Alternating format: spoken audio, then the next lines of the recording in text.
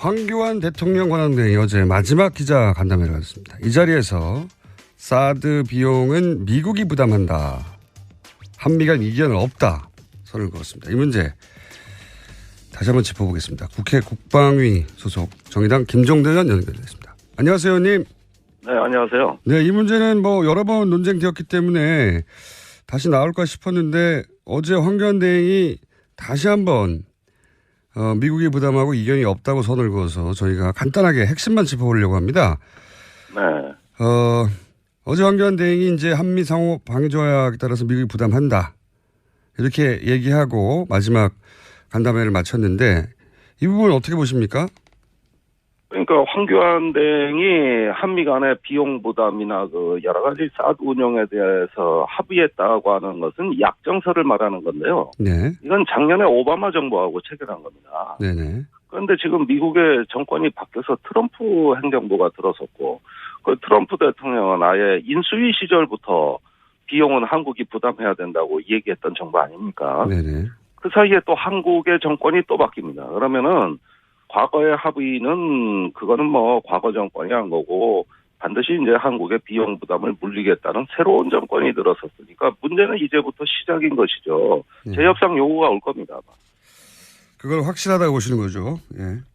예, 어떤 식으로든 변형시켜서라도 오는 것이죠. 사드 얘기가 명분이 안 쓴다면 방위비 분담금이나 한국의 국방비 규모 자체를 문제 삼는 압박이 가해질 거라고 봅니다. 한마디로 이제 돈을 더 내라는 압박은 피할 수가 없다. 이건 기정사실로 봐야 된다. 이런 입장이신 거고요.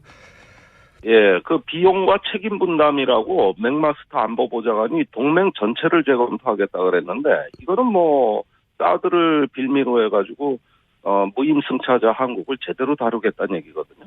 그건 이제 피할 수 없는 압박이라고 봅니다. 그런데 이제 최근에 이런 말씀도 하셨어요, 의원님이. 이 트럼프 대통령의 발언 이유 중에 하나는 미국 내 국방산업과 연관이 있다 말씀하셨는데 좀 자세히 설명해 주십시오.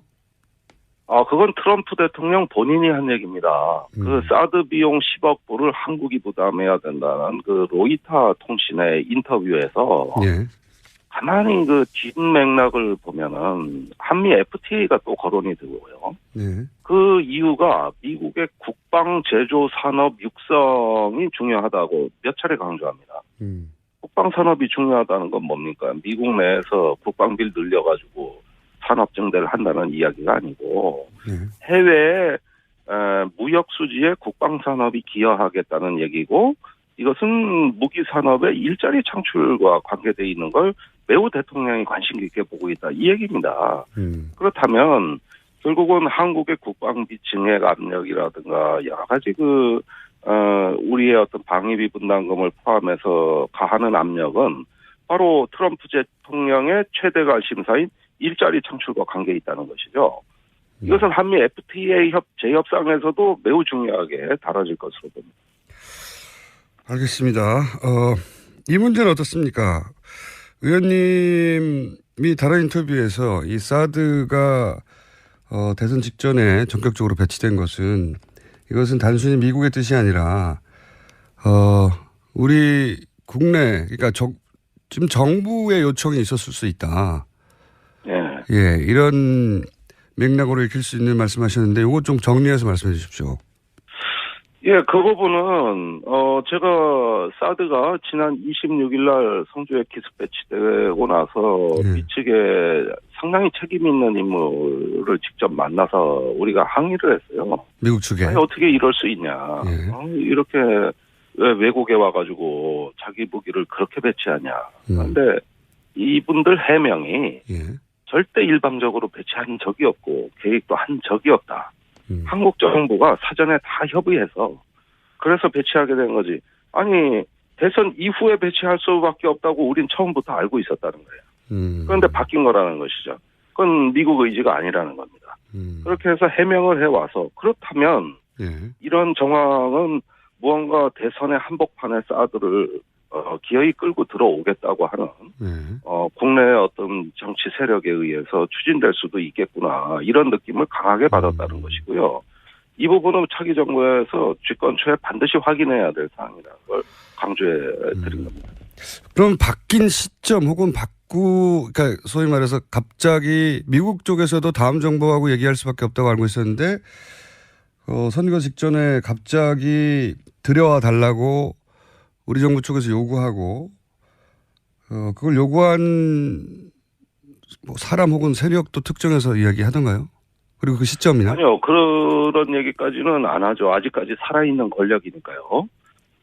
그러나, 누가 보더라도 이건 황교안 권한대행 김관진 실장으로 이어지는, 지금까지 이 사드 문제를 좌지우지하면서 사실상 대통령 그 권력을 행사한, 저는 그 라인이라고 봅니다. 그리고 김관진 실장의 월권은 대통령 탄핵 이후에도 또는 탄핵 중에도, 안보보좌관의 신분으로 사실상 국방장관보다 더 큰 권력을 행사했거든요.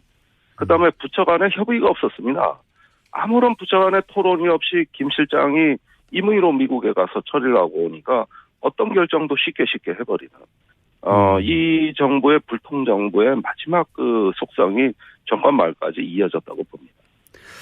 그 이유를 이제 정치적 이유가 있지 않겠냐 이렇게 합리적으로 추정된다고 말씀하셨는데 정치적 이유 말고도 다른 이유도 있을 수 있습니까? 다른 이유가 있을 수가 없는 것이 제가 만일에 사드 배치 찬성론자라 하더라도요. 저렇게 배치하는 건 반대입니다. 왜냐? 제가 성주에 가서 직접 확인을 해보니까 우선 고압 전기가 안 들어옵니다. 그 사드 부지에. 한전 보고 해달라 그랬는데 한전이 전기를 못 넣어주고 있어요. 그게 빨리 안 되거든요. 그런데 고출력 레이더를 큰 용량의 전기가 공급돼야 되는데 그래서 유류를 반입하다 이번엔 또 주민들 저지로 반입에 실패했습니다. 그러면은 안정적으로 사드 가동할 수가 없고 이제 곧 공사가 시작됩니다. 그러면은 옆에 포크레인 다니고 덤프차 트럭 다니고 그 공사할 텐데 무슨 세상의 전략 무기를 공사판에 배치합니까 그래. 이건 누가 보더라도 불합리한 거고 인위적으로도 군사적인 합리성이 없이 그 시기를 앞당긴 것은 정략적인 의도 말고 뭐냐. 이렇게 저는 자꾸 따지게 되는 것이죠. 그 말씀 드리니까 확 와닿는데 아직 공사판인가요 거기가 완전히? 공사 시작도 안 했어요. 이제 시작할 거거든요. 그러면은 거기에 뭐 엄청나게 보면은 그 너절분하게 그래가지고 지금 병사들 한쪽에 사드 세워놓고 옆에 골프놀이 하고 있단 말이죠. 이게 아무리 봐도 정상적으로 작전하는 군대가 아니거든요. 그렇군요. 네. 아니 그렇게 비싼 전략 무기를 아직 공사도 안 끝났는데 그 무기부터 들어갔다는 게 말이 안 되는군요. 예. 그리고 그 사드라는 건 방어 무기라 그랬는데 북한의 공격 의도가 확인 안 된 상태에서 방어 개념부터 먼저 확정했다는 이야기니까 그렇게 되니까 북한이 당장 그렇게 방어한다는 걸 다 관찰하고 그러면 우린 다른 방식으로 공격하겠다. 이렇게 오히려 북한의 주도권을 내줘버렸습니다. 그 결과가 어제 의회 조사국에서 발표한 사드 배치하는 걸 보고 북한이 공격 방식을 바꿨다. 그래서 사드의 효용성이 줄어들었다. 이런 조사 보고서를 내는 거거든요. 아하. 자, 핵심을 이해했습니다. 핵심을 이해했고 마지막 질문인데요. 이번 기회에 한미 상호 방위 조약도 개정해야 한다고 주장하시는데 그 이유는 먼저 설명해 주십시오. 예, 미국이 이제 유럽 국가들과 체결한 나토 조약이나 일본하고 체결한 미일 안보 조약 같은 경우는 동맹의 목적, 수단, 방법이 굉장히 구체적으로 돼 있습니다. 그 부속 문서까지 아주 다 잘 규범이 마련돼 있고 미일 간에는 안보 가이드라인을 2, 3년마다 개정해가지고 의회 심사를 받아요. 그러니까 국민들이 뭐 하자는 동맹이고 왜 하자는 거고 무슨 수로 하는가 이걸 다 들여다볼 수 있어요. 그런데 한미 상호방위 조약은 1953년에 맺어가지고 지금까지 단 4개 줄이죠. 4개 조항을 가지고 정부가 알아서 하다 보니까 비밀 동맹이 돼버렸습니다. 아무런 민주적 통제를 받지 않는 말 그대로 비밀 밀실 동맹이 돼버렸어요. 이러니 사드와 같은 부정적인 문제가 생긴다고 봅니다. 그래서 이제는 한미 상호방위 조약도 미일 안보 조약 수준의 그냥 투명한 동맹으로 민주화하자. 동맹을 민주화하려면 한미 상호방위 조약을 바꿔야겠다.